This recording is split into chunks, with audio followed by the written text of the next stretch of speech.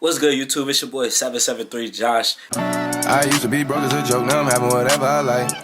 I still been fighting my demons, it's been one hell of a fight. I'm tired as hell, but I swear that I never get tired of trying. I'm cool as a wind, but I still can't let that nigga cross my line. Fuck what you heard, I don't care who you are. Came from the dirt, now I shine like a star. Ask how I'm doing, I'll tell you I'm fine. Look at my eyes, you can tell that I'm lying. Never thought that I would make it this far. I sing my little song as I play a guitar. Was writing this song and I ran out of time. Why I personally actually got into trading 4 years ago. Right now it's 2025. I've been trading ever since I was 19 years old. I'm 23 right now, turning 24 in March. And, you know, for me personally, trading was something that I was hearing a lot about years before I started trading myself. And it was something that I was really, like, it was never a thought in my mind whether I was going to actually start trading or not. Like, that was never a plan of mine. It was never really a goal. But it kind of got to a point to where I started realizing the path that I was headed down. You know, in 2019, this is a very pivotal moment of my life because I graduated high school, and as you guys know, it's a transition that you make from just being, you know, a child, high school student. Now you start to step into being 18, 19, stuff like that. Then you make that decision whether you're going to go off to college or whether you're going to find a different route. And always I've kind of had the feeling ever since I was like a sophomore that I really didn't want to go to college, and it was simply because I had big entrepreneurship like desires, you know, and school kind of already proved itself to me that I was going to be learning a lot of information that I really wasn't going to ever apply, you know, into my life to help me in my current situation. So to kind of give you guys the leading up to trading throughout high school, you know, going into high school, just starting there. My family, I got a lot of siblings, and we went through a lot of different financial struggles to where I could just think back to being a freshman, my first day of school. I didn't even really have school supplies, still had the same book bag from the past previous years. I didn't have more school clothes. I didn't have any of that, you know, and my dad was kind of like, yeah, well, I don't have it right now. You know, you got to wait till I get paid again. And I'm like, well, I go to school today, so what am I going to do? And so I don't discredit my parents for anything. You know, my parents kind of had me at a younger age. My dad, I believe, was my age now. He was 23. My mom, I believe, was like 21 years old when I was born. And so, you know, they were young, you know, they were still figuring out life. And so imagine still being 21, 23, you know, still figuring out your own life. And then you have other lives to take care of. You kind of are off to a disadvantage than the average person who just living focusing on themselves. And so I don't really fault my parents for what, you know, my life was like coming up. I truly thank them because they easily could have gave up. They easily could have set me and my siblings up for adoption. They could have easily been bad parents, but they were great parents, and we just was dealt the cards that we was dealt. And so I truly believe that they did the best that they can do, and I'm grateful for all that they've done because it made me who I am today. And so throughout high school, going into high school, another big thing was I had an Android, and at the time, you know, it was like everybody was having iPhones now. You know, it was Kick, Uvu, and Uvu was slowly fading out, and it was like FaceTime. And so I still had the Android, and I'm like, you know, last thing I really want to do is not have no clothes, not have no shoes, and then when I meet girls and I'm talking to folks, I got this weak Android. You know, I need to get an iPhone. And so right before school, I ended up getting enough money to buy an iPhone 4 off of eBay. And the phone came in the mail and it was broken. And so I started watching YouTube videos and I taught myself how to fix iPhones. And so it was literally within like the second week of school, third week of school, I'm starting to realize that everybody in the school has a broken phone. And I started making money. I started offering to fix people's phone. Originally, people didn't really trust it. Had a few people that finally trusted me. I fixed their phones. Then it started spreading word all around the entire school that I was the guy to fix iPhones. And so this was my starting point of making money. You know, I never like I never was really just earning hundreds of dollars. You know, I used to cut grass with my grandfather. I was a hustler. I used to go cut other people's grass on my own after my grandfather got me into it. And me making money fixing iPhones, I was literally having $400 weeks, $500 weeks, and, you know, making good starting income that then allowed me to help myself get the school supplies, get the clothes.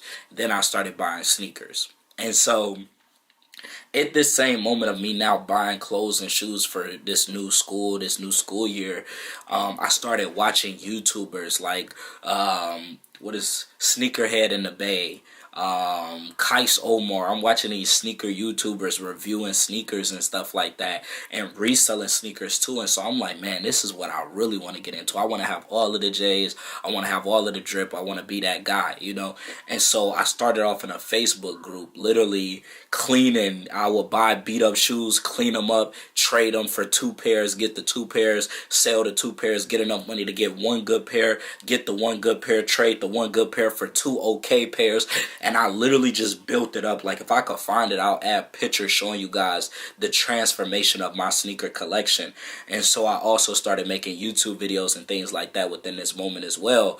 And then it got to the point to where I transferred schools, and I really got deeply into reselling sneakers. I got access to software that was helping me win the sneaker drops. I was pulling up to all of the different sneaker stores from Indiana to Chicago, making connections, flirting with the girls to get the sneakers early, get the shoes back door. And I started really, really getting heavy into the sneaker game. And so that's where I started making the most money that I ever made in my life. Like, I was literally making thousands of dollars in a day just off of sneakers, going to sneaker conventions. I had sneaker customers in Dubai, and I'm texting them acting like I'm older than what I am. I'm 17 years old. Like, yeah, I got work, but when I get off work, then I could ship the shoe because I'm at school, and I'm not trying to tell him I'm a sophomore. I'm a junior at high school. And so it was really, really crazy how things was like really happening for me, and I would love this so much because I was kind of able to help my parents out more. I was able to, you know, get my necessities. Like, my parents never bought me a pair of Jordans. Like, actually, my dad bought me 1 pair of Jordans when I was in like elementary school. It was like a pair of D-Wade Jordans. It was like when D-Wade was signed with Jordan. It was like some fusions or something like that. But that was like the only pair of Jordans that my parents ever bought me. My parents never bought me an iPhone. They never bought me my MacBook. All of my phones I bought on my own. All of my clothes ever since I was like a sophomore, ever since like freshman year, I bought all my clothes on my own and things like that. And I was happy to be able to do that because it took off a burden of my parents, because I had younger siblings that they still had to provide for. So it was less money that they actually had to put out. And so from there, making all of this money selling shoes, I'm starting to now get older, and I got, you know, I'm 19, turning 20. I'm 19 at this point, and I'm seeing my friends, you know, already starting their progress in college, and I'm seeing other friends jump in career fields or trade schools and things like that. And that was my plan, was to get into construction.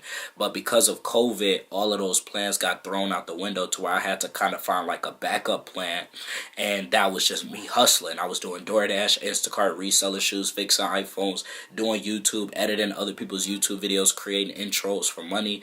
And I was just burning myself out to the point to where I had a car. I bought my first car on my own, and with my car, I was doing DoorDash and all of this stuff. I'm driving to Detroit from Chicago. I'm driving to Indiana from Chicago to further parts of the suburbs and stuff like that, just dropping off shoes on a daily basis, picking up shoes, reselling shoes, flipping shoes, shipping shoes out, and doing DoorDash and Instacart. I was putting so many miles on my car to where I'm like, man, I'm going to burn my car out, and I don't even got enough money just stacked away, put away for me to even go get a new car, and I'm paying a car note too. So I'm like, you know what, I got to slow down, settle down, let me get a job. I got the job at Amazon, and this was August or September of 2020. And I didn't start trading until November, right? So I had the job at Amazon. I'm still reselling shoes, doing everything else. And so what I'm realizing is that I was kind of falling into the same pattern that my parents was in, having 2 to 3 different jobs, just literally trying to duplicate themselves, but not realizing that you can only make money from the job when you're there, you know? So you having 3 jobs, you just putting yourself in 3 different places. Like, yeah, some jobs might limit your hours, so then you might need that second backup job, but working 3 jobs is only really beneficial as if your other jobs ain't putting you on a schedule. But if you got a job that's willing to put you on a schedule for majority of the time, then having multiple jobs don't mean that you're going to make more money. And so that's what I'm realizing. I'm doing Amazon, I'm doing DoorDash, but I'm only able to make money from Amazon when I'm there. I'm only able to make money from DoorDash when I'm there. I'm only making money off shoes when I'm selling them, dropping them off, picking them up, all of that stuff. So it's like I'm trying to turn myself into 5 different people a day for these 5 different streams of income when only one of them is progressing when I'm there. So I'm like, I gotta create passive income So I started Googling and researching, what does it take to become rich? What does it take to become wealthy? And I just kept seeing invest, invest, invest, invest. So I went to YouTube and I'm looking up YouTube videos, how to start investing. And then I'm seeing people drop trading videos, how I went from $100 to $10,000 trading Forex and this and that. And I'm just like, what?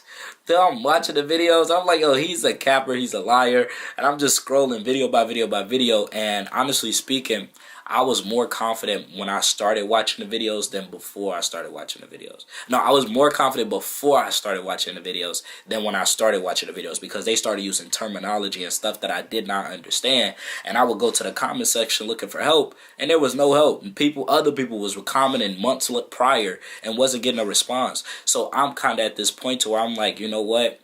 This might not just be for me. Let me just keep focused on what I'm doing. And that's what happened. And then I seen a friend that I went to high school with. And this guy got me into trading. I joined the educational platform. Some of you guys may have heard of it. It was called I Am Academy. And I joined I Am Academy in November of 2020. And I started making money trading, and it wasn't because I knew how to trade, but it was because of the community and the apps and stuff like that platform had that was sending me trades and stuff to make money. So I just knew how to copy and paste the signals, and I was making money doing that. And then it kind of got to the point where I was like, you know what? I'm making money, but I'm losing money. And when I'm losing money, it's sometimes more than what I'm making. How do I balance this out? Like, is this really how it just works? It seemed like I'm gambling, because I didn't know how to calculate what I was risking and what I had the ability to make.